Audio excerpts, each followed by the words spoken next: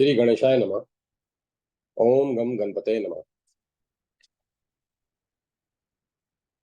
ओम श्री परमात्मने नमः। मत्स्य महापुराण 172वां अध्याय। तारका में संग्राम की भूमिका एवं भगवान विष्णु का महासमुद्र के रूप में वर्णन। तारकादि असुरों के अत्याचार से दुखी होकर देवताओं की भगवान विष्णु से प्रार्थना और भगवान का उन्हें आश्वासन।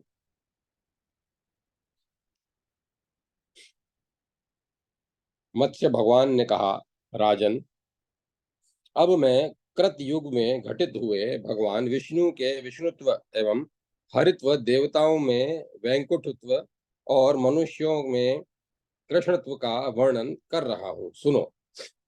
इस उस ईश्वर के कर्मों की यह गति बड़ी गहन है। इस समय तुम विष्णु के भूत एवं भावी अवतारों के विषय में यथार्थ रूप से श्रवण करो। जो ये ऐश्वर्यशाली अव्यक्त स्वरूप भगवान हैं, वे ही व्यक्त रूप में भी प्रकट होते हैं। वे ही नारायण, अनंत आत्मा, सबके उत्पत्ति स्थान और अविनाशी भी कहे जाते हैं। ये सनातन नारायण श्री हरि, ब्रह्मा, वायु, सोम, धर्म, इंद्र और बृहस्पति के रूप में भी प्रकट होते हैं। और अभिनंदन, ये सर्वव्यापी विष्णु अदिति के पुत्र रूप में उत्पन्न होकर इंद्र के अनुज उपेंद्र के नाम से विख्यात होते हैं। इन सर्वव्यापी का अदिति के पुत्र रूप में उत्पन्न होने के दो कारण हैं। एक तो अदिति पर कृपा करना और दूसरा देव शत्रु दैत्यों, दानवों और राक्षसों का वध करना।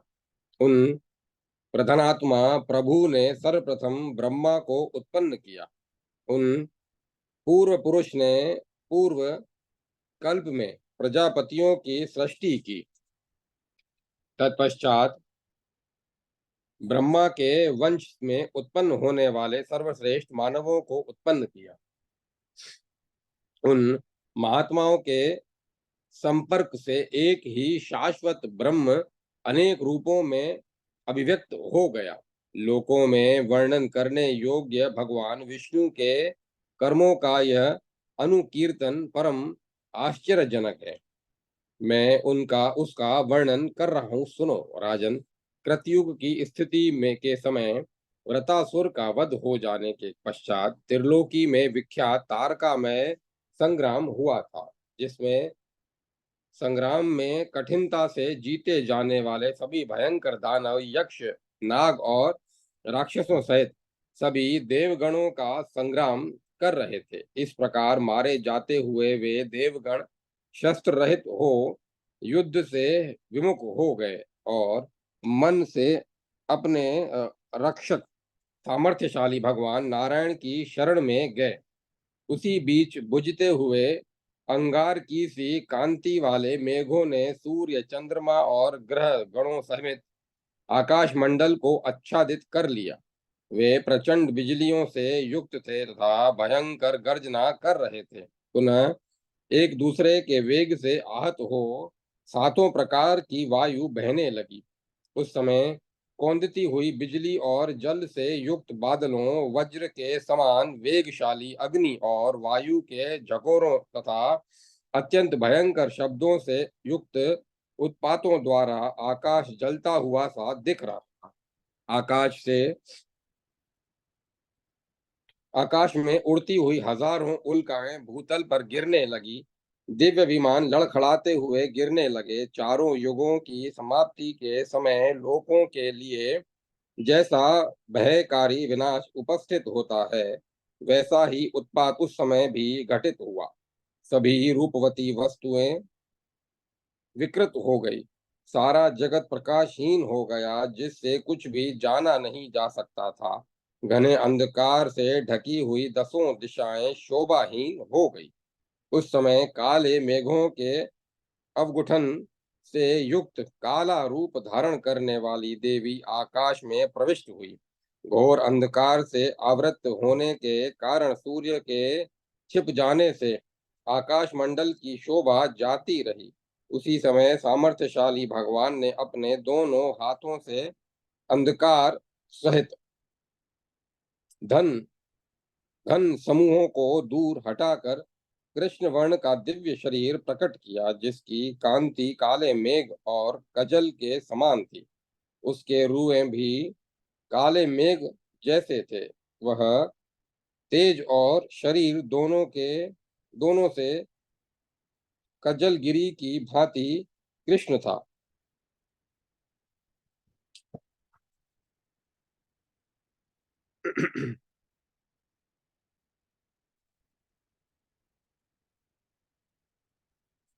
उस पर अद्युत पीतांबर शोभा पा रहा था। तपाए हुए स्वर्ण तपाए हुए स्वर्ण में आभूषणों से विभूषित, धुएं के अंधकार की सी कांति से युक्त तथा प्रलय काल में प्रकट हुई अग्नि के समान उद्भासित हो रहा था। उसके कंधे दुगने एवं चौगुने मोटे थे। उसके बाल किरीट से ढके होने के कारण शोभा पा रहे थे। वह स्वर्ण सदृश चमकीले आयुधों से सुशोभित था। उससे उससे चंद्रमा और सूर्य की किरणों जैसी प्रभा निकल रही थी। वह पर्वत शिखर की तरह ऊंचा था। उसके हाथ नंदक नामक खड़क और विषैले सर्पों जैसे बाणों से युक्त थे। वह चीतल मछली के समान विशाल शक्ति शंख चक्र और गदा धारण किए हुए थे। क्षमा जिसका मूल था, वह श्री वृक्ष से संपन्न चांग्र धनुष से युक्त देवताओं को उत्तम फल देने वाला, देवांगना रूपी रुचिर पल्लवों से सुशोभित, सभी लोगों के मन को प्रिय लगने वाला, संपूर्ण जीवों से युक्त होने के कारण मनोहर, नाना प्रकार के विमान रूपी वृक्षों से युक्त और बादलों के मीठे जल को टपकाने वाला, विद्या और अहंकार के सार से संपन्न तथा महाभूत रूपी वृक्षों को उगाने वाला था। वह घने पत्तों से आच्छादित था। उस पर ग्रह नक्षत्र रूप पुष्प खिले हुए थे। दैत्यों के लोक उसकी विशाल शाखा के रूप में थे। वैसा वह विष्णु शैल मृत्यु लोक में प्रकाशित हो रहा था। रसातल तक व्याप्त रहने वाला वह नारायण रूप महासागर सागर की भांति शब्द कर रहा था।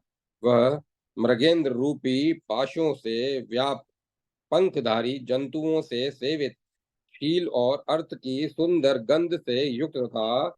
संपूर्ण लोक रूपी महान वृक्ष से संपन्न था। नारायण का अव्यक्त स्वरूप उसका अगाध जल था। वह व्यक्त अहंकार रूप फैन से युक्त था। उसमें महाभूत गण लहरों के समूह थे। ग्रह और नक्षत्र बुदबुद की तरह शोभा पा रहे थे। वह विमानों के चलने से होने वाले शब्दों से व्याप्त था। वह बादलों के आडंबर से संपन्न, जल जंतुओं और मत्स्य समूहों से परिपूर्ण और समुद्रस्थ पर्वतों एवं शंख समूहों से युक्त था। उसमें त्रिगुण युक्त विषयों की भंवरें उठ रही थी और सारा लोक तिमि तिमिंगिल बहुत बड़ी मछली के समान था। वीरगण वृक्षों और लताओं के झुरमुट थे। बड़े बड़े नाग सवार के समान थे। 12 आदित्य महाद्वीप और 11 रुद्र नगर थे। वह महासागर 8 वसुओं रूप पर्वतों से युक्त और त्रिलोकी रूप जल से भरा हुआ था। उसके जल में असंख्य संध्या रूप लहरें उठ रही थी। वह सुपर्ण रूप वायु से सेवित दैत्य और राक्षस गण रूप ग्रह तथा यक्ष एवं नाग रूप मीन से व्याप्त था। पितामह ब्रह्मा ही उसमें महान पराक्रमी व्यक्ति थे। वह सभी स्त्री रत्नों तथा श्री कीर्ति कांति और लक्ष्मी रूपी नदियों से सुशोभित था। उसमें समय अनुसार महान पर्व एवं और प्रलय की उत्पत्ति होती रहती थी। ऐसा वह योग रूप महान वट वाला नारायण महासागर था। उस समय दैत्यों से पराजित हुए देवताओं ने आकाश में उन देवादिदेव भगवान को, जो भक्तों के वरदायक, भक्तवत्सल, अनुग्रह करने वाले, प्रशांति कारक, शुभमय और भय के अवसरों पर अभय प्रदान करने वाले हैं, देखा। वे ऐसे लोक में दिव्य रथ पर विराजमान थे, जो इंद्र के रथ के समान था, जिसमें गरुड़ ध्वज फहरा रहा था, जिसमें सभी ग्रह, चंद्र और सूर्य उपस्थित थे, जो मंदराचल की श्रेष्ठ दूरी पर आधारित था। वह असंख्य किरणों से युक्त मेरु की विस्तृत गुफा जैसा लग रहा था। उसमें तारकाएं विचित्र पुष्पों के सदृश तथा ग्रह और नक्षत्र हंस के समान शोभा पा रहे थे। तब इंद्र आदि वे सभी देवता हाथ जोड़कर जय जयकार करते हुए उन शरणागत वत्सल की शरण में गए।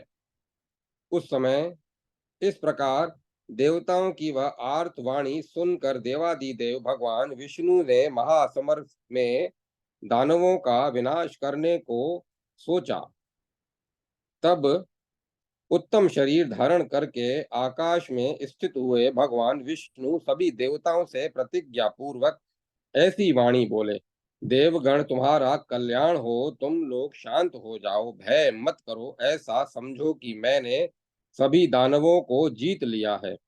अब तुम लोग पुनः त्रिलोकी का राज्य ग्रहण करो। इस प्रकार उन सत्य संग भगवान विष्णु के वचन से वे देवगण परम संतुष्ट हुए और उन्हें ऐसी प्रसन्नता प्राप्त हुई, मानो उत्तम अमृत ही पान करने को मिल गया हो। तदंतर वह निबिड़ अंधकार नष्ट हो गया, बादल विनिष्ट हो गए, सुखदायिनी वायु चलने लगी और दसों दिशाएं शांत हो गई, ज्योतिर्गणों की प्रभा निर्मल हो गई। तब चंद्रमा और वे भी ज्योतिर्गण प्रदक्षिणा करने लगे।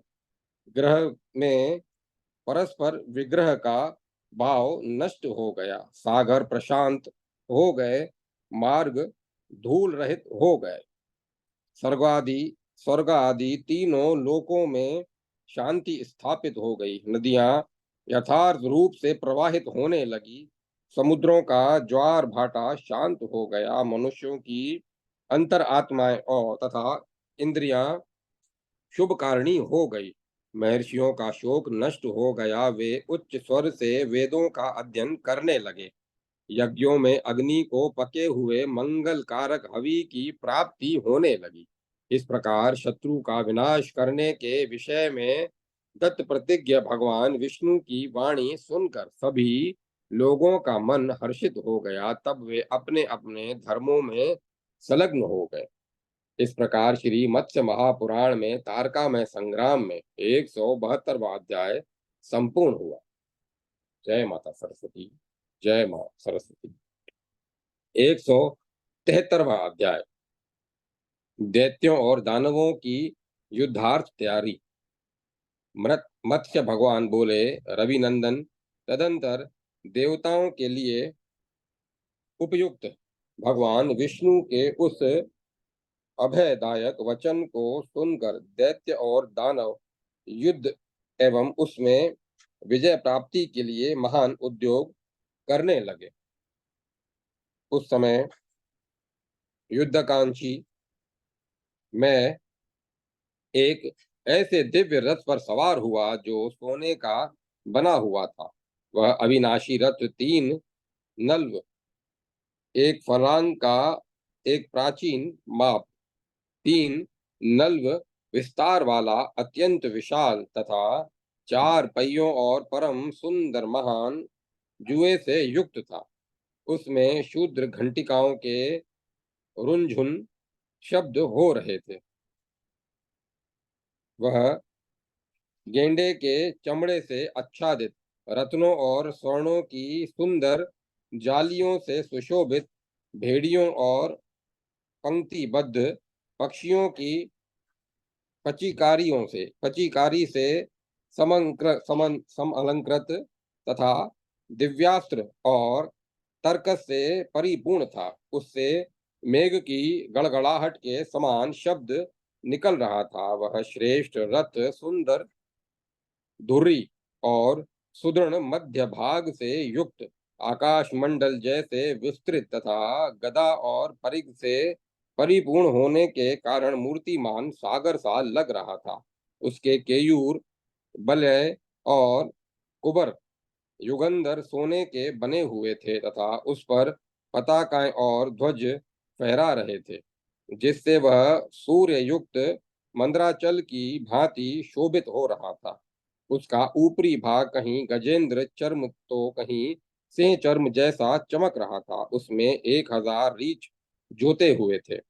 वह घने बादल की तरह शब्द कर रहा था। शत्रुओं के रथ को रोंदने वाला वह दीप्तिशाली रथ आकाशगामी था। उस पर बैठा हुआ मैं ऐसा लग रहा था मानो दीप्तिमान सूर्य सुमेरु पर्वत पर विराजमान हो।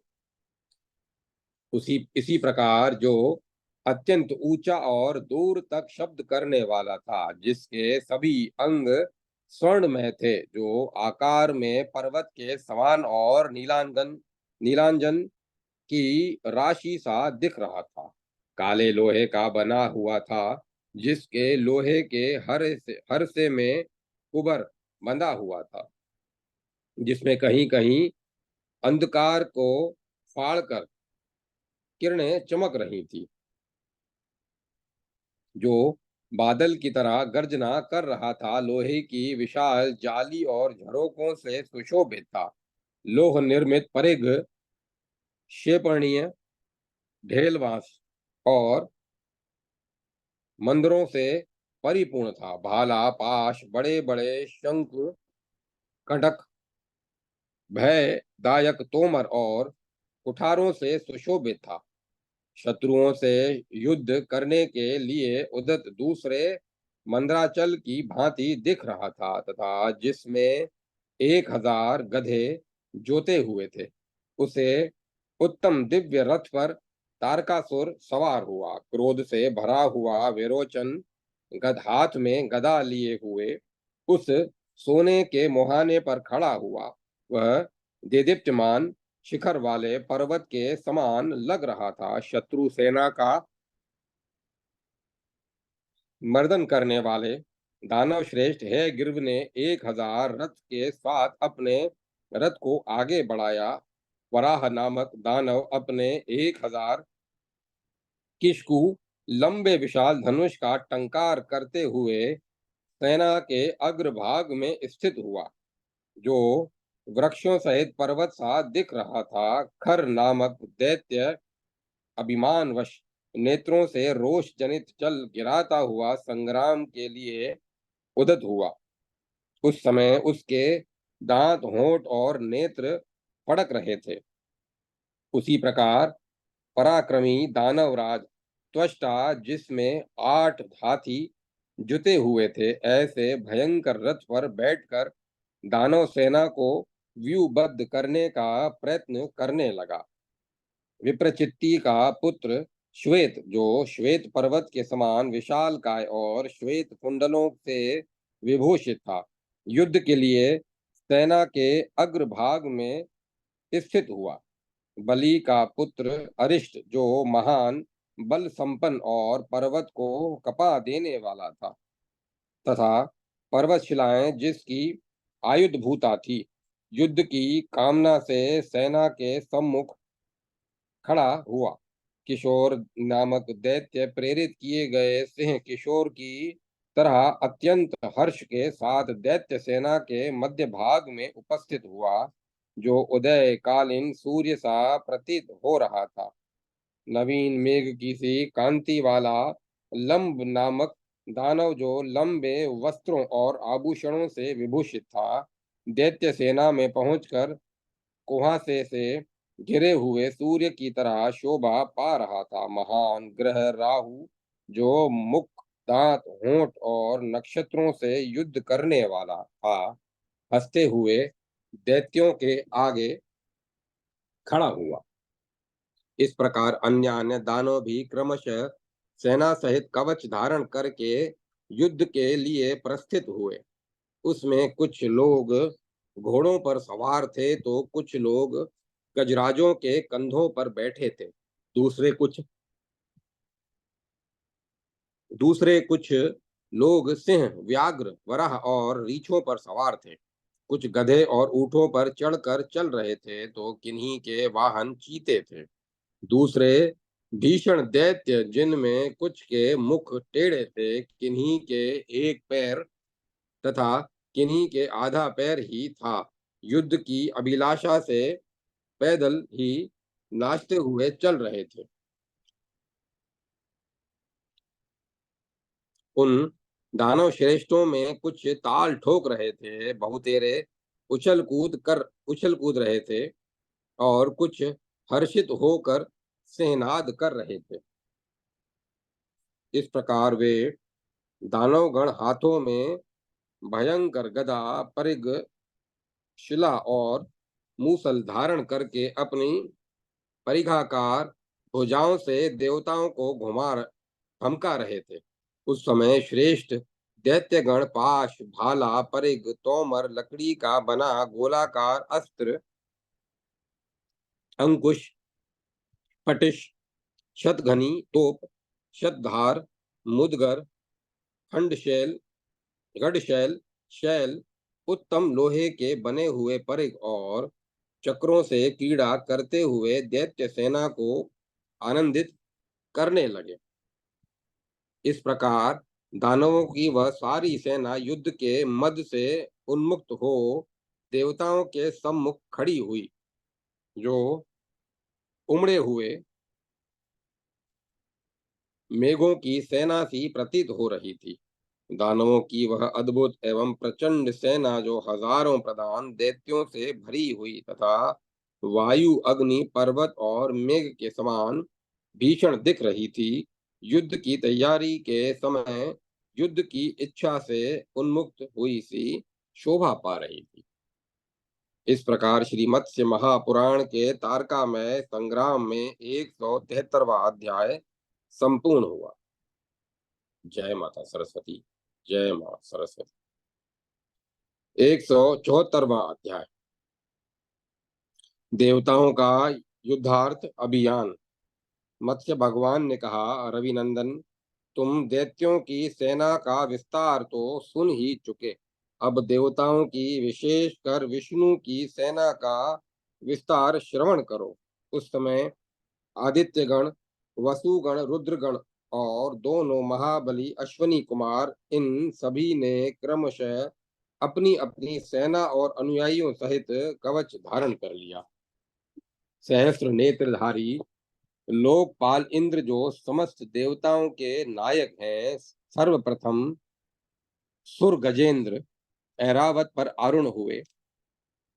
सेना के मध्य में इंद्र का वह रथ भी खड़ा किया गया, जो समस्त पक्षियों से श्रेष्ठ गरुड़ के समान वेगशाली था।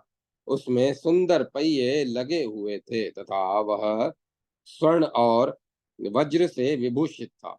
सहस्त्रों की संख्या में देवताओं, गंधर्वों और यक्षों के समूह उसके पीछे पीछे चल रहे थे। दीप्तिशाली, सुंदर और महर्षि उसकी स्तुति कर रहे थे तथा वह वज्र के गड़गड़ाहट से गड़गड़ाहट के सदृश शब्द करने वाले बिजली और इंद्रधनुष से सुशोभित तथा स्वेच्छाचारी पर्वत की तरह दिखने वाले मेघ समूहों से घिरा हुआ था। उस पर सवार होकर ऐश्वर्यशाली इंद्र समस्त जगत में भ्रमण करते हैं। यज्ञों में स्थित ब्राह्मण लोग यज्ञ के प्रारंभ में उसकी प्रशंसा करते हैं। स्वर्ग लोक में उस पर बैठकर इंद्र के प्रकट होने पर उनके पीछे देवताओं की तुरहियां बजने लगती हैं और सैकड़ों सुंदरी अप्सराएं संगठित होकर नृत्य करती हैं। वह रथ शेष नाग से अंकित ध्वज से युक्त होकर सूर्य की भांति शोभा पाता है और उसमें मन और वायु के समान वेगशाली 1000 घोड़े जोते जाते हैं। उस समय मातली द्वारा सुरक्षित वह श्रेष्ठ रथ उसी प्रकार सुशोभित हो रहा था जैसे सूर्य के तेज से पुण्यतः पूर्णतः घिरा हुआ सुमेरु पर्वत हो। इस प्रकार काल सहित यमराज की दंड और मुदगर को हाथ में लेकर यमराज भी दंड और मुदगर को हाथ में लेकर अपने सेनाद से दैत्यों को भयभीत करते हुए देवसेना में खड़े हुए। पाशधारी वरुण जल में शरीर धारण कर देवसेना के मध्य भाग में स्थित हुए। उनके साथ चारों सागर तथा जीभ लपलपाते हुए नाग भी थे। वे शंख और मुक्ता जड़ित केयूर धारण किए हुए थे, हाथ में काल पाश लिए हुए थे। वायु के समान वेगशाली चंद्र किरणों के से उज्जवल तथा जलाकार घोड़ों से युक्त रथ पर सवार थे। वे हजारों प्रकार की लीलाएं कर रहे थे। पीले वस्त्र और प्रवाल जड़ित अंगार से विभूषित थे। उनकी शरीर कांति नीलमणि की सी सुंदर थी। उन श्रेष्ठ देव कर उन श्रेष्ठ देव पर इंद्र के समान भार सौंप रखा था। वे तट को छिन्न भिन्न कर देने वाले सागर की तरह युद्ध वेला की बाट जो रहे थे। तत्पश्चात निधियों के अधिपति एवं विमान द्वारा युद्ध करने वाले सामर्थ्यशाली राजराजेश्वर श्रीमान कुबेर यक्षों राक्षसों और ग्रहकों की सेना तथा शंख और पद्म के साथ हाथ में गदा धारण किए हुए पुष्पक विमान पर आरूढ़ हुए दिखाई पड़े। उस समय युद्ध की इच्छा से आए हुए राजराजेश्वर नरवाहन कुबेर की ऐसी शोभा हो रही थी मानो युद्ध स्थल में नंदीश्वर पर बैठे हुए साक्षात स्वयं शिव जी ही हों। सेना के पूर्व भाग में इंद्र, दक्षिण भाग में यमराज, पश्चिम भाग में वरुण और उत्तर भाग में कुबेर, इस प्रकार ये चारों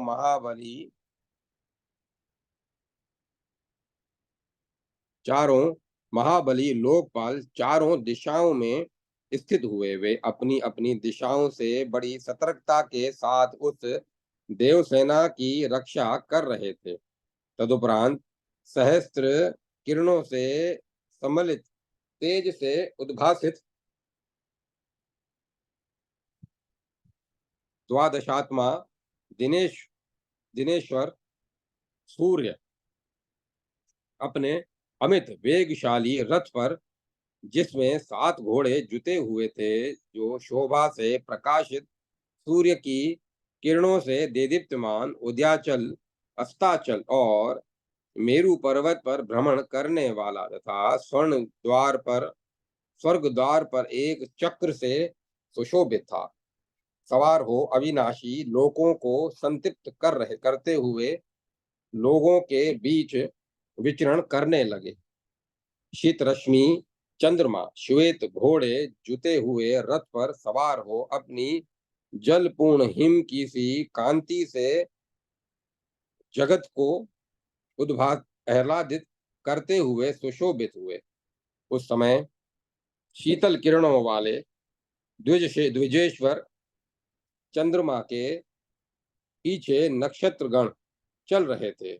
उनके शरीर में खरगोश का चिन्ह झलक रहा था। वे रात्रि के अंधकार के विनाशक सामर्थ्यशाली आकाश मंडल में स्थित ज्योतिर्गणों के अधीश्वर, रसीले पदार्थों को रस प्रदान करने वाले सहस्त्रों प्रकार की औषधियों तथा अमृत के निधान, जगत के प्रथम भाग स्वरूप और सौम्य स्वभाव वाले हैं। उनका रथ रथ सत्यमय है। इस प्रकार हिम से प्रहार करने वाले चंद्रमा को दानवों ने वहां उपस्थित देखा, जो समस्त प्राणियों का प्राण स्वरूप है।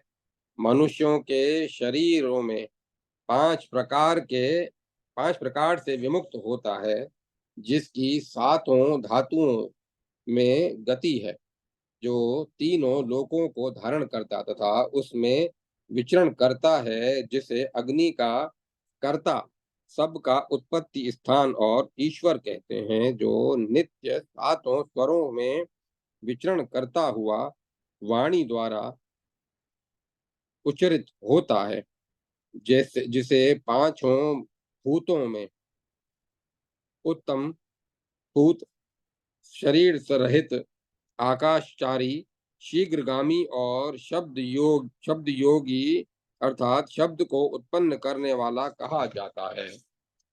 संपूर्ण प्राणियों का वायु स्वरूप वह वायु वहां अपने तेज से प्रकट हुआ। वह बादलों को साथ लेकर दैत्यों को प्रव्यवस्थित करता हुआ उनकी प्रतिकूल दिशाओं में बहने लगा। मरुदगण दिव्य गंधर्वों और विद्याधरों के साथ केचुल से छूटे हुए सर्प की भांति निर्बल तलवार से क्रीड़ा करने लगे। इस प्रकार नागाधीश्वर गण आकाश में मुख फैलाए हुए तीर व जल में विष को उगलते हुए आकाशचारियों के बाण रूप होकर विचरण करने लगे। अन्यान्य देवगण सैकड़ों पर्वतों, शिलाओं, शिखरों और वृक्षों से दानव सेना पर प्रहार करने लगे उपस्थित हुए प्रहार करने के लिए उपस्थित हुए। तत्पश्चात जो इंद्रियों के अधीश्वर पद्मनाभ, तीन पग से त्रिलोकी को नाप लेने वाले, प्रलय काल में कृष्ण वर्ण की आभा से युक्त, संपूर्ण जगत के स्वामी, सबके उत्पत्ति स्थान मधु नामक दैत्य के वध करता, यज्ञ में स्थित होकर हव्य के भोक्ता, पृथ्वी जल आकाश स्वरूप श्याम वर्ण वाले शांति करता और शत्रुओं का हनन करने वाले हैं। उन भगवान गदाधर ने देवताओं के शत्रुओं का विनाश करने वाले अपने सुदर्शन चक्र को, जो अपने उत्तम तेज से उद्याचल से उदय होते हुए सूर्य के समान चमक रहा था, हाथ में ऊपर उठा लिया। फिर उन्होंने बाएं हाथ से अपनी विशाल गदा का आलंबन लिया, जो समस्त असुरों की विनाशिनी काले रंग वाली और शत्रुओं को काल के गाल में डालने वाली थी। महाबली गरुड़ध्वज भगवान ने अपनी अन्य देदीप्यमान भुजाओं से शांग्र धनुष आदि अन्यान्य आयुधों को धारण किया। तदंतर जो कश्यप के पुत्र सर्पभक्षी, वायु से भी अधिक वेगशाली, आकाश को शुद्ध करने वाले आकाशचारी, मुख में दबाए हुए सर्प से सुशोभित, अमृत मंथन से मुक्त हुए, मंद्राचल के समान ऊंचे, अनेकों बार घटित हुए देवासुर संग्राम में सुदृढ़ पराक्रमी दिखने वाले, अमृत के लिए इंद्र के द्वारा वज्र के प्रहार से किए हुए चिन्ह से युक्त शिखाधारी महाबली, तपाए हुए स्वर्ण निर्मित कुंडलों से विभूषित, विचित्र पंख रूपी वस्त्र वाले और धातु युक्त पर्वत के समान शोभायमान थे। उनका वक्ष स्थल लंबा और चौड़ा था, जो चंद्रमा के समान उद्भासित हो रहा था। उस पर नागों के फलों में लगी हुई मणियां चमक रही थी। वे अपने दोनों सुंदर पंखों से आकाश को उसी प्रकार लीला पूर्वक आच्छादित किए हुए थे, जैसे युगांत के समय दो इंद्रधनुषों से युक्त बादल आकाश को ढक लेते हैं। वे नीली, लाल और पीली पताकाओं से सुशोभित थे, जो केतु पताका के वेश में छिपे हुए विशालकाय और अरुण के छोटे भाई थे। उन सुंदर वर्ण वाले सुनहले शरीर से सुशोभित पक्षी श्रेष्ठ गरुड़ पर आरूढ़ होकर श्रीमान भगवान विष्णु समर भूमि में उपस्थित हुए। फिर तो देवगणों तथा मुनियों ने सावधान चित्त से उनका अनुगमन किया और परमोत्कृष्ट मंत्रों से युक्त वाणियों द्वारा उन जनार्दन का स्तवन किया। इस प्रकार देवताओं की वह विशाल सेना जब कुबेर से युक्त, यमराज से समन्वित, चंद्रमा से सुरक्षित, इंद्र से सुशोभित और चंद्रमा की प्रभा से समालंकृत हो युद्ध के लिए और आगे बढ़ी, तब बृहस्पति ने कहा, देवताओं का मंगल हो। इसी प्रकार दानव सेना में भी शुक्राचार्य ने दानवों का कल्याण हो, ऐसा वचन उच्चारण किया। इस प्रकार श्री मत्स्य महापुराण में तारकामय संग्राम में 174वां अध्याय संपूर्ण हुआ। जय माता सरस्वती। जय मां सरस्वती। 175वां अध्याय। देवताओं और दानवों का घमासान युद्ध। मय की तामसी माया ओवर अग्नि की उत्पत्ति और महर्षि उरव द्वारा हिरण्यकश्यपु को उसकी प्राप्ति। मत्स्य भगवान ने कहा, रविनंदन, तदंतर परस्पर विजय की अभिलाषा वाले देवताओं और दानवों की उन दोनों सेनाओं में घमासान युद्ध होने लगा। नाना प्रकार के शस्त्रों से लैस हुए दानवगण देवताओं के साथ युद्ध करते हुए एक दूसरे से भिड़ गए। उस समय वे ऐसा प्रतीत हो रहे थे मानो पर्वतों से के साथ भिड़ गए हों।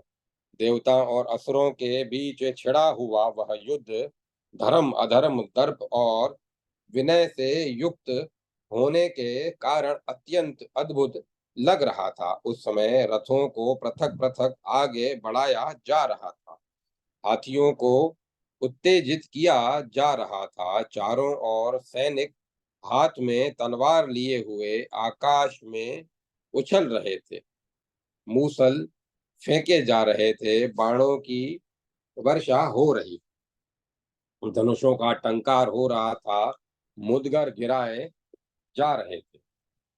इस प्रकार देवों और दानवों से व्याप्त हुए उस युद्ध ने भयंकर रूप धारण कर लिया। वह युगांतकालिक सर्वतक अग्नि की तरह जगत को भयभीत करने लगा। दानवगण समर भूमि में पृथक पृथक हाथों से फेंके गए परिघों और पर्वतों से इंद्र आदि देवताओं पर प्रहार करने लगे। इस प्रकार रणभूमि में विजयाभिलाषी बलवान दानवों द्वारा मारे जाते हुए उन देवताओं का मुख सूख गया और वे बड़ी कष्टप्रद स्थिति में पड़ गए। दानवों ने उन्हें शूलों से भिंद डाला, परिघों की चोट से उनके मस्तक विदीर्ण तथा वक्ष स्थल चूर चूर हो गए और उनके घावों से अविरल रक्त प्रवाहित होने लगा। असुरों ने देवताओं को बाण समूहों से परिविष्टित करके प्रयत्नहीन कर दिया। वे दानवी माया में प्रविष्ट होकर उसी किसी प्रकार की भी चेष्टा करने में असमर्थ हो गए। देवताओं की वह सेना प्राण रहित की तरह विनिष्ट हुई सी दिख रही थी। असुरों ने उसे आयुध और प्रयत्न से रहित कर दिया था। तदंतर सहस्र नेत्रधारी इंद्र वज्र द्वारा दैत्यों के धनुषों से छूटे हुए भयंकर बाणों को छिन्न भिन्न करके दैत्यों की भीषण सेना में प्रविष्ट हुए। उन्होंने प्रधान प्रधान दैत्यों का वध करके दानवों की उस विशाल सेना को तामस अस्त्र समूह के प्रयोग से अंधकारमय बना दिया। इस प्रकार इंद्र के पराक्रम से घोर अंधकार से घिरे हुए वे दानव परस्पर एक दूसरे को तथा देवताओं के वाहनों को भी नहीं पहचान पा रहे थे। इधर दानवी माया के पाश में से मुक्त हुए श्रेष्ठ देवगण प्रयत्न करके दैतेंद्रों के अंधकार में शरीरों को काट कर गिराने लगे। उस नील कांति वाले अंधकार से घिरे हुए वे दानवगण मूर्छित होकर धराशायी होते हुए ऐसे लग रहे थे मानो कटे हुए पंख वाले पर्वत हों। दैतेंद्रों की वह सेना समुद्र में अंधकार की तरह एकत्र हो गई और देवताओं द्वारा मारे जाते हुए दानव अंधकार में से हो गए। यह देखकर मैं दानव ने इंद्र की उस तामसी माया को नष्ट करते हुए अपनी महान राक्षसी माया का सृजन किया। वह औरव नामक अग्नि से उत्पन्न हुई तथा और प्रलयकालीन भयंकर प्रकाश को प्रकट कर रही थी। मैं द्वारा रची गई उस माया ने संपूर्ण देवताओं को जलाना आरंभ किया। इधर सूर्य के समान तेजस्वी शरीर वाले दैत्यगण युद्ध स्थल में तुरंत उठ खड़े हुए। इस प्रकार और भी माया के संपर्क से जलते हुए देवगण शीतल किरणों वाले और जल प्रदाता इंद्र की शरण में गए। और अब अग्नि से जलने के कारण देवताओं की चेतना नष्ट हो रही थी। तब संतप्त हुए देवगणों ने शरण की इच्छा से वज्रधारी इंद्र के पास जाकर उन्हें सूचित किया। इस प्रकार अपनी सेना को माया द्वारा संतप्त होती तथा दानवों द्वारा मारी जाती देखकर देवराज इंद्र के पूछने पर वरुण ने इस प्रकार कहा। इंद्र, औरव एक ब्रह्म ऋषि के पुत्र हैं। वे पहले से ही तेजस्वी और गुणों में ब्रह्मा के समान थे। उन्होंने अत्यंत कठोर तप किया था। जब उनकी तपस्या से सारा जगत सूर्य की भांति संतप्त हो उठा, तब उनके निकट देव ऋषियों सहित दिव्य महर्षि गण उपस्थित हुए। उसी प्रकार वह दानवेश्वर हिरण्यकश्यपु दानव भी पहुंचा। तब ब्रह्म ऋषियों में ने सर्वप्रथम उन परम तेजस्वी औरव ऋषि को सूचना दी और फिर इस प्रकार धर्म युक्त कहा। ऐश्वर्यशाली औरव ऋषियों के वंशों में इस संतान परंपरा की जड़ कट चुकी है। एकमात्र आप शेष हैं, सो भी संतानहीन है। दूसरा कोई गोत्र की वृद्धि करने वाला विद्वान है ही नहीं। और आप ब्रह्मचर्य व्रत को धारण कर कलेश सहन करते हुए तप में लगे हुए हैं। भावितात्मा मुनियों तथा ब्राह्मणों के बहुत से गोत्र संतति के बिना केवल एक व्यक्ति तक ही सीमित रह गए। इस प्रकार मूल के नष्ट हो जाने पर हम लोगों को पुनः पुत्र उत्पत्ति का कोई कारण नहीं दिख रहा है। आप तो तपस्या के प्रभाव से श्रेष्ठ और प्रजापति के समान तेजस्वी हो गए हैं। अतः वंश प्राप्ति के लिए प्रयत्न कीजिए और अपने द्वारा अपनी वृद्धि कीजिए। अपने आपने धर्मोपार्जन तो कर ही लिया है, इसीलिए अब दूसरे शरीर की रचना कीजिए, अर्थात संतानोत्पत्ति के लिए प्रयत्न कीजिए, प्रयत्नशील होइए। मुनियों द्वारा इस प्रकार कहे जाने पर औरव ऋषि के मर्म स्थानों पर विशेष आघात पहुंचा। तब उन्होंने उन ऋषियों की निंदा करते हुए इस प्रकार कहा।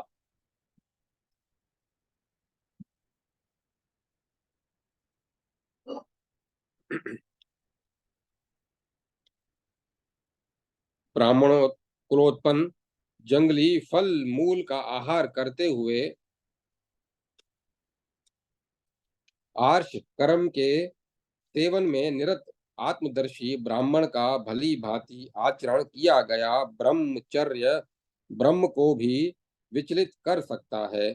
जो गृहस्थ आश्रम में निवेश करने वाले हैं उन लोगों के लिए अन्य 3 वृत्तियां बतलाई गई हैं, परंतु वन में आश्रम बनाकर निवास करने वाले हम लोगों के लिए वह यही वृत्ति उत्पन्न उत्तम है। जो लोग केवल जल पीकर वायु का आहार कर दांतों से ही ओखली का काम लेकर पत्थर पर कूटे हुए पदार्थों को खाकर 10 या 5 स्थानों पर अग्नि जलाकर उनके मध्य में बैठकर तपस्या करने वाले हैं तथा सुदुष्कर व्रतों का पालन करते हुए तपस्या में निरत हैं, वे लोग भी ब्रह्मचर्य को प्रधान मानकर परम गति को प्राप्त होते हैं। परलोक में ब्रह्मचर्य के महत्व को जानने वाले लोग ऐसा कहते हैं कि ब्रह्मचर्य के पालन में से ब्राह्मण को ब्राह्मणत्व की प्राप्ति होती है, ब्रह्मचर्य में धैर्य स्थित है, ब्रह्मचर्य में तप स्थित है तथा जो ब्राह्मण ब्रह्मचर्य में स्थित रहते हैं वे मानो स्वर्ग में स्थित हैं।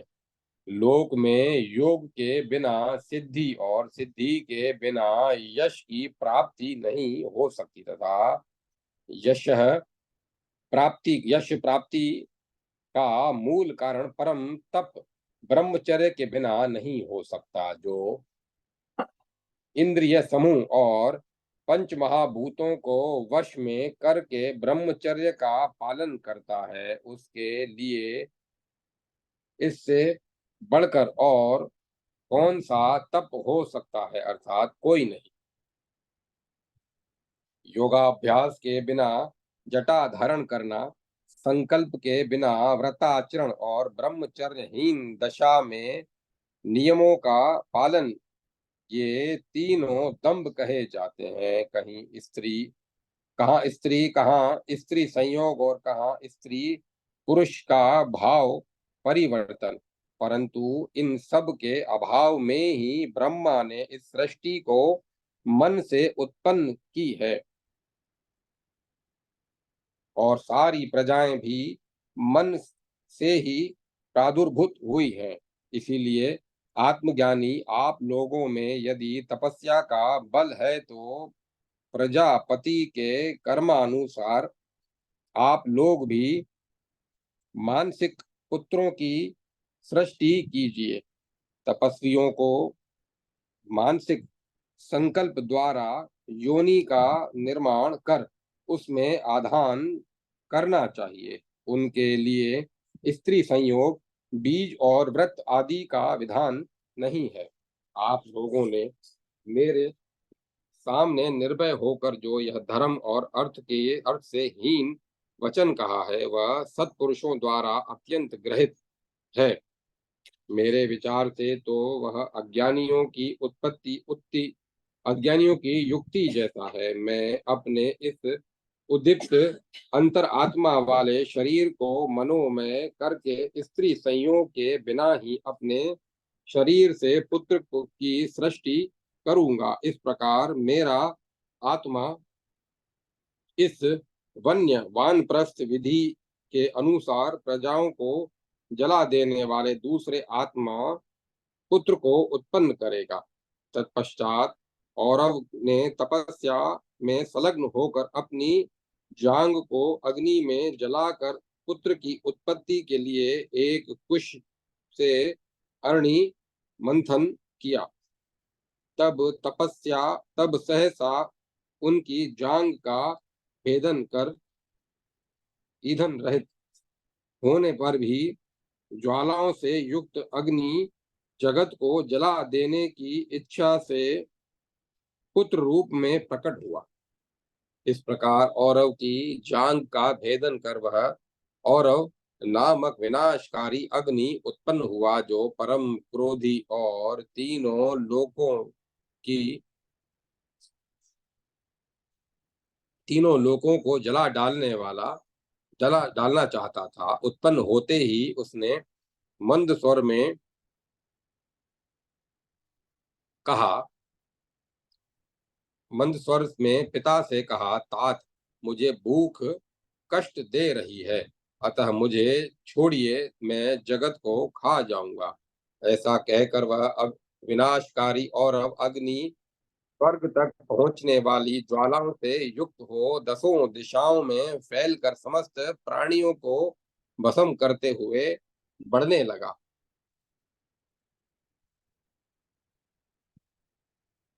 इसी बीच ब्रह्मा और मुनि के निकट आए और उन्हें आदर देते हुए बोले, विप्रवर, तुम मेरी बात तो सुनो, अपने पुत्र को मना कर दो, जगत पर दया तो करो। मैं तुम्हारे इस पुत्र को उत्तम स्थान प्रदान करूंगा। वक्ताओं में श्रेष्ठ पुत्र, मेरी यह बात एकदम सच है।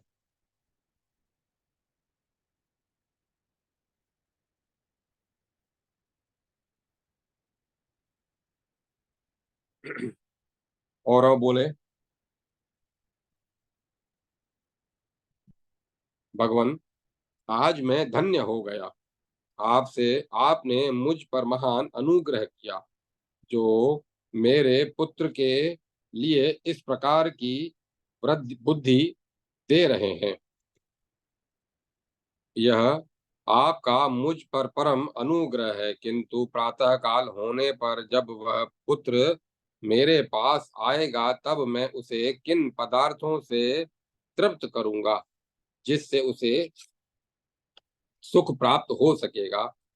इसका निवास स्थान कहाँ होगा और इसका भोजन किस प्रकार का होगा। मुझे आशा है कि आप इस महान तेजस्वी के पराक्रम के अनुरूप ही सब विधान करेंगे।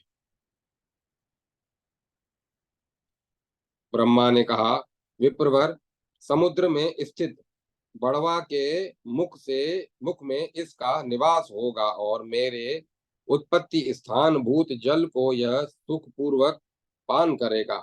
जहां मैं जल में हवि का पान करता हुआ नियत रूप से निवास करता हूँ, वही हवि और वही स्थान मैं तुम्हारे पुत्र के लिए भी दे रहा हूँ। पुत्र, तत्पश्चात युगांत के समय यह और मैं दोनों एक साथ होकर पुत्रहीन प्राणियों को पितृ ऋण से मुक्त करते हुए विचरण करेंगे। इस प्रकार मैंने इस अग्नि को जलभक्षी तथा अंतकाल में देवताओं, असुर और राक्षसों सहित समस्त प्राणियों को दग्ध कर देने वाला बना दिया। यह सुनकर औरव ने एवमस्तु, ऐसा ही हो, कहकर ब्रह्मवाणी का अनुमोदन किया। तदुपरांत ज्वाला मंडल से घिरा हुआ वह अग्नि अपनी कांति को पिता औरव में निहित कर समुद्र के मुख में प्रविष्ट हो गया। इसके बाद ब्रह्मा ब्रह्मलोक को चले गए और वहां उपस्थित सभी महर्षि औरव अग्नि की प्रभा का महत्व जानकर अपने अपने स्थान को चले गए।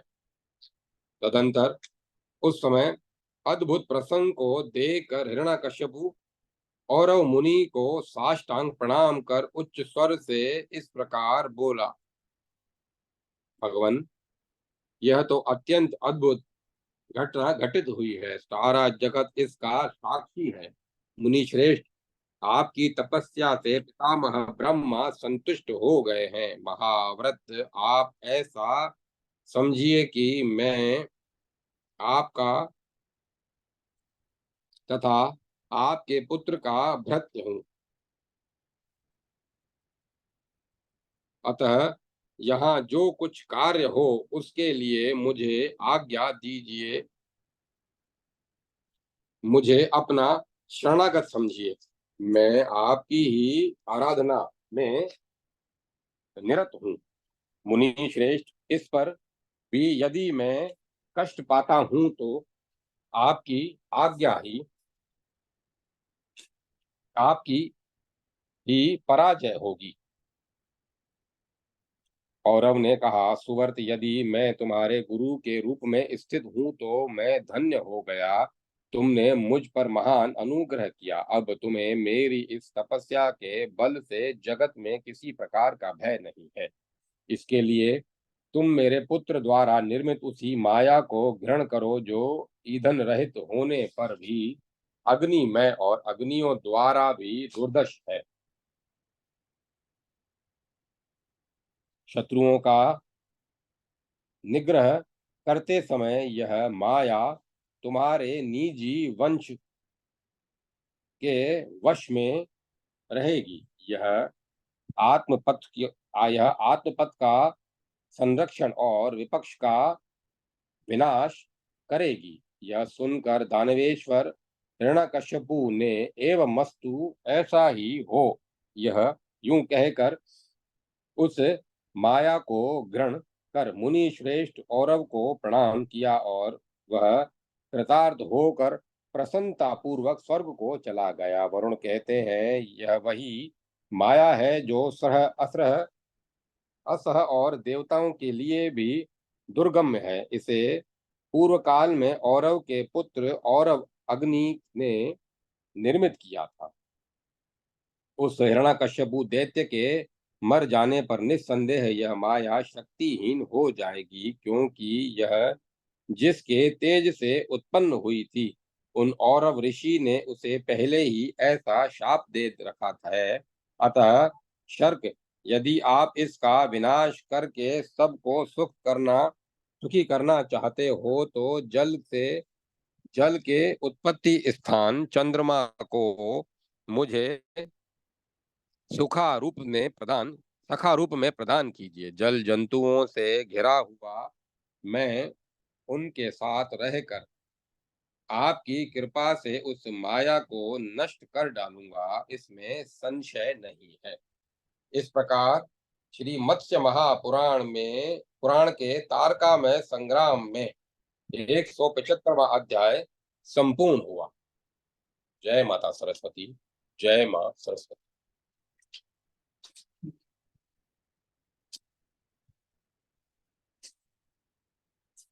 176वां अध्याय। चंद्रमा की सहायता से वरुण द्वारा औरवाग्नि माया का प्रशमन, प्रलय द्वारा शैली माया का प्राकट्य, भगवान विष्णु के आदेश से अग्नि और वायु द्वारा उस माया का निवारण तथा काल नेमी का रणभूमि में आगमन। मत्स्य भगवान ने कहा, देवताओं की वृद्धि करने वाले इंद्र परम प्रसन्न हुए और एवमस्तु, ऐसा ही हो, यूं कहकर सर्वप्रथम सीता युद्ध चंद्रमा को युद्ध के लिए आदेश देते हुए बोले, सोम, आप जाइए और असुरों का विनाश तथा देवताओं की विजय के निमित्त पाशधारी वरुण की सहायता कीजिए। आप मुझसे भी बढ़कर पराक्रमी और ज्योतिर्गणों के अधीश्वर हैं। रस्य रसज्ञ लोग संपूर्ण लोकों में जितने रस हैं उन्हें आपसे ही युक्त मानते हैं। आपके मंडल में सागर की तरह श्रेय और वृद्धि स्पष्ट रूप से होती रहती है। आप जगत के काल का योग करते हुए दिन रात का परिवर्तन करते रहते हैं। आपका चिन्ह लोक की छाया से युक्त है। आप मृगाछलन हैं।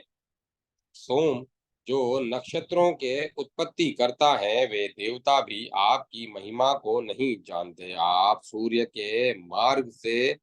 ऊपर आप सूर्य के मार्ग से ऊपर सभी ज्योतिर्गणों के ऊपरी भाग में स्थित है और अपने तेज से अंधकार को दूर कर संपूर्ण जगत को उद्भासित करते हैं। आप श्वेत भानु, हिमतनु, ज्योतियों के अधीश्वर, शशलांचन, काल योग स्वरूप, अग्निहोत्र, वेदाध्ययन आदि कर्म रूप यज्ञों के परिणाम भूत, अविनाशी, औषधियों के स्वामी, कर्म के उत्पादक शिव जी के मस्तक पर स्थित शीतल किरणों वाले, मृत अमृत के आश्रय स्थान, चंचल और श्वेत वाहन हैं। आप ही सौंदर्यशाली व्यक्तियों के सौंदर्य हैं और आप ही सोमपान करने वालों के लिए सोम हैं। आपका स्वभाव समस्त प्राणियों के लिए सौम्य है। आप अंधकार के विनाशक और नक्षत्रों के स्वामी हैं। इसीलिए महासैन आप कवचधारी वरुण के साथ जाइए और उस आसुरी माया को शांत कीजिए, जिससे हम लोग युद्ध स्थल में जल जिससे हम लोग युद्ध स्थल में जल रहे हैं।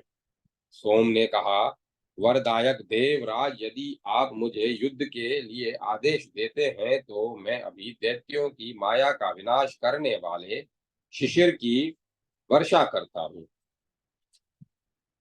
आप इस भीषण युद्ध में मेरे द्वारा प्रयुक्त किए गए शीत से जले हुए हिम परिविष्टित माया और गर्व से रहित इन दैत्य सिंहों को देखिए। फिर तो वरुण के पाश सहित चंद्रमा द्वारा छोड़ी गई हिमवृष्टि से भयंकर उन भयंकर दैत्यों को मेघ समूहों की तरह घेर लिया। वे दोनों महाबली पाशधारी वरुण और शितांशु चंद्रमा पाश और हिम के प्रहार से दानवों का संहार करने लगे। वे दोनों जल के स्वामी और समर के पाश एवं हिम के द्वारा युद्ध करने वाले थे। अतः वे रणभूमि में जल से शुद्ध हुए दो महासागर की भांति विचरण करने लगे। उन दोनों के द्वारा जलमग्न की गई हुई दानवों की वह सेना उमड़े हुए संवर्तक नामक बादलों से आच्छादित जगत की तरह दिख रही थी। इस प्रकार जल के स्वामी उन दोनों देवता चंद्रमा और वरुण ने दैत्येंद्र द्वारा निर्मित माया को शांत कर दिया। रणभूमि में शीतल किरण समूहों से जले हुए तथा पाशों से जकड़े हुए दैत्यगण शिखर स्थिर रहित पर्वतों की तरह चलने में भी असमर्थ हो गए। शितांशु के आघात से उन दैत्यों के सर्वांग हिम से अपलावित हो गए और वे जल की ठंडक से ठिठुर गए। इस प्रकार वे गर्मी रहित अग्नि की तरह दिख रहे थे। आकाश मंडल में विचरने वाले उन दैत्यों के विचित्र विमानों की कांति विपरीत हो गई और वे लड़खड़ाकर गिरने पड़ने लगे। इस प्रकार जब मायावी मय दानव ने आकाश में उन दानवों को वरुण के पाश द्वारा बंधे हुए तथा शीतल किरणों द्वारा आच्छादित देखा, तब उसने चारों ओर सुप्रसिद्ध पर्वती माया की सृष्टि की, जो शिला समूह से व्याप्त तथा ढाल तलवार से युक्त हो अट्टहास करने वाली थी, जिसका अग्रभाग घने वृक्षों से आच्छादित होने के कारण भयंकर था, जो कंदराओं से व्याप्त काननों से युक्त सिंहों, व्याघ्रों, चिंघाड़ते हुए गजयूथों और भेड़ियों से परिपूर्ण थी, जिसके वृक्ष वायु के झकोरे से चक्कर काट रहे थे, जो अपने ही प्रयत्न से निर्मित घोर शब्द करने वाली और आकाश से स्वेच्छानुसार गमन करने वाली थी। वह पार्वती माया तलवारों की खनखनाहट, शिलाओं की वृष्टि और गिरते हुए वृक्षों के से देव समूहों का संहार करने लगी। उधर उसने दानवों को जीवित भी कर दिया। उसके प्रभाव से चंद्रमा और वरुण की दोनों मायाएं अंतर्हित हो गई। वह दैत्य रणभूमि में देवगणों के ऊपर तलवार और लोह निर्मित अन्य अन्य अस्त्रों का प्रयोग कर रहा था। उसने रणभूमि को शिलाओं, यंत्रों, अस्त्रों, वृक्षों और पर्वतों से ऐसा सघन रूप से में पाट दिया कि वहां की पृथ्वी पर्वतों की तरह चलने फिरने के लिए दुर्गम हो गई। उस समय कुछ देवता पत्थरों से आहत कर दिए गए, कुछ शिलाओं की मार से खंड खंड कर दिए गए, तथा कोई भी देवता ऐसा नहीं दिख रहा था जो वृक्ष समूहों से ढक न गया हो। इस प्रकार एकमात्र भगवान गदाधर को छोड़कर देवताओं की उस सेना से के धनुष छिन्न भिन्न हो गए, अस्त्र समूह नष्ट हो गए और वह प्रयत्नहीन हो गई। शोभाशाली परमेश्वर गदाधर युद्ध स्थल में उपस्थित होने पर भी विचलित नहीं हुए तथा सहनशील होने के कारण उन जगदीश्वर को क्रोध भी नहीं आया। काले मेघ की सी कांति वाले काल के ज्ञाता श्री हरि रणभूमि में देवताओं और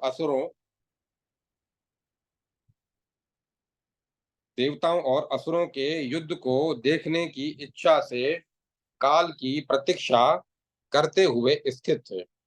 तदंतर रणभूमि में भगवान को अग्नि और वायु दिख पड़े।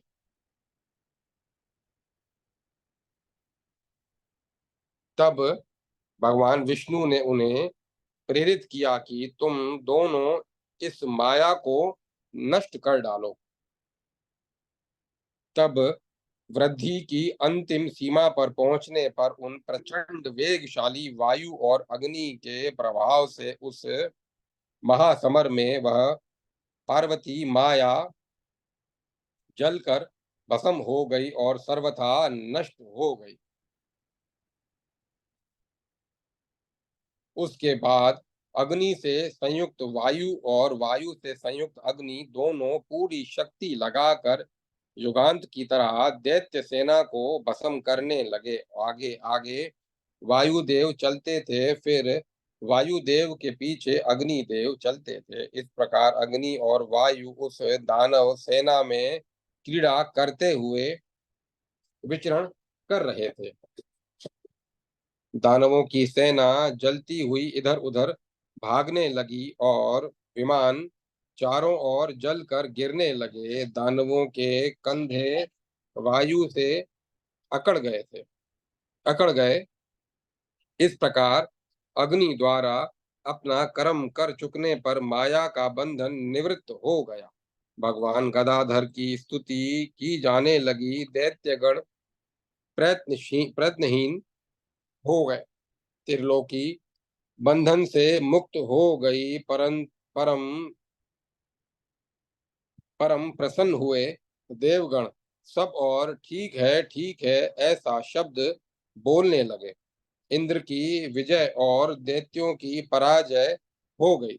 सभी दिशाएं युद्ध शुद्ध हो गई। धर्म का विस्तार होने लगा। चंद्रमा का आवरण हट गया। सूर्य अपने स्थान पर स्थित हो गए। तीनों लोक निश्चिंत हो गए। लोगों में चरित्र बल और बंधुत्व की भावना जागृत हो गई। सभी प्राणी यज्ञ की भावना से पूर्ण हो गए। पापों का प्रशमन हो गया, मृत्यु का बंधन सुदृढ़ हो गया, अग्नि में आहुतियां पड़ने लगी। यज्ञों में शोभा पाने वाले देवगण स्वर्ग की प्राप्ति के हेतु मार्गदर्शन करने लगे। लोकपाल गण सभी दिशाओं के लिए प्रस्थित हो गए। सिद्धों की भावना तपस्या में संलग्न हो गई। पाप कर्मों का अभाव हो गया। देव पक्ष में आनंद मनाया जाने लगा। दैत्य पक्ष में उदासी छा गई। धर्म 3 चरणों में स्थित हुआ और अधर्म का एक चरण रह गया। महाद्वार यम मार्ग बंद हो गया और सन्मार्ग का प्रचार होने लगा। सभी लोग अपने अपने वर्ण धर्म एवं आश्रम धर्म में प्रवृत्त हो गए। राजाओं का दल प्रजा की रक्षा में तत्पर होकर सुशोभित होने लगा। दानव रूपी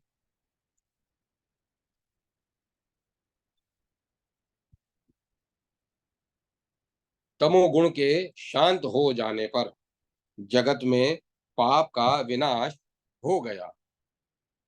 इस प्रकार अग्नि और वायु द्वारा युद्ध कर्म किए जाने पर सभी विशाल लोक उन्हीं से युक्त हो गया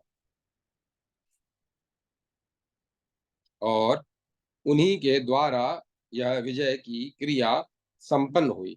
तदंतर दैत्यों के लिए वायु और अग्नि द्वारा उत्पन्न किए गए महान भय को सुनकर सर्वप्रथम कालनेमी नाम से विख्यात दानव युद्ध भूमि में दिखाई पड़ा। वह स्वर्ण से युक्त मंद्राचल के समान विशालकाय था। उसके मस्तक पर सूर्य सरी का मुकुट चमक रहा था। वह मधुर शब्द करते हुए बाजूबंद से विभूषित था।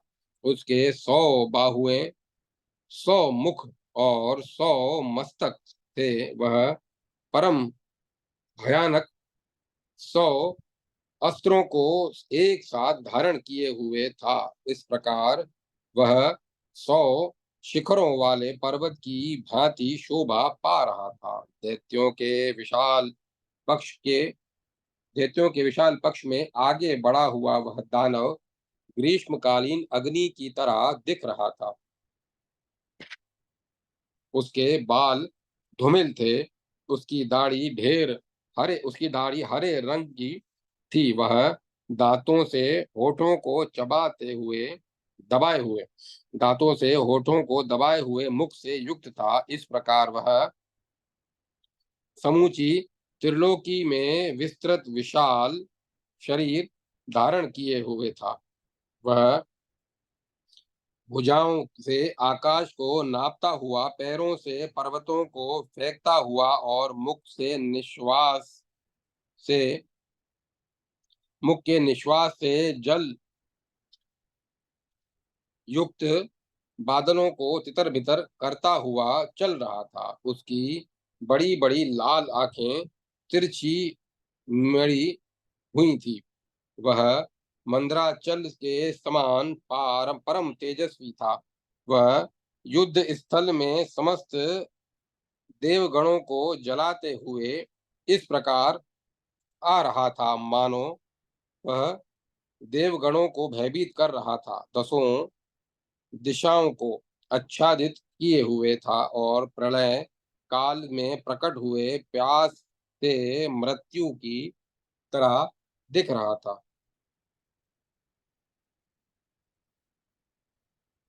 प्रलय काल से प्रकट हुए प्यास से मृत्यु की तरह दिख रहा था, जो सुतल से निकला था, जिसकी अंगुलियों के पर्व पुरु विशाल थे, जो आभरणों से युक्त था, जिसका कवच कुछ हिल रहा था और जिसके दाहिने हाथ का अग्रभाग उठा हुआ था। ऐसे शरीर से युक्त काल नेमी ने देवताओं द्वारा मारे गए दानवों से कहा, अब तुम लोग उठकर खड़े हो जाओ। इस प्रकार समरभूमि में शत्रुओं के प्रति काल की सी भीषण चेष्टा करने वाले उस काल नेमी की ओर सभी देवता एकटक निहारने लगे।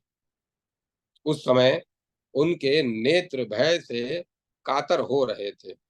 इस प्रकार चलते हुए उस काल नेमी को समस्त प्राणी ऐसे दिख रहे थे मानो तीन पग से त्रिलोकी को नापने के लिए चलते हुए दूसरे नारायण हो। अत्यंत विशाल शरीर वाले काल नेमी के चलते हुए पैरों की वायु से आकाश चक्कर सा काटने लगा।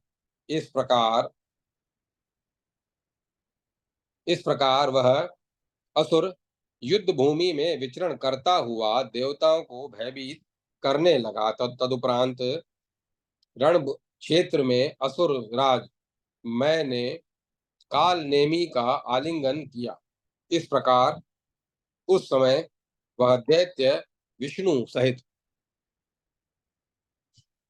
मंद्राचल के समान सुशोभित हो रहा था। तदंतर इंद्र आदि सभी देवता दूसरे काल की तरह काल नेमी को आया हुआ देखकर अत्यंत व्यथित हो गए। इस प्रकार श्री मत्स्य महापुराण में तारका में युद्ध में 176वां अध्याय संपूर्ण हुआ। जय माता सरस्वती। जय मां सरस्वती। ओम नमो भगवते वासुदेव। ओम नमः शिवाय। ओम नमो नारायण। ओम तत्सत। ओम तत्सत। ओम तत्सत। अब कथा को विराम दिया जाता है।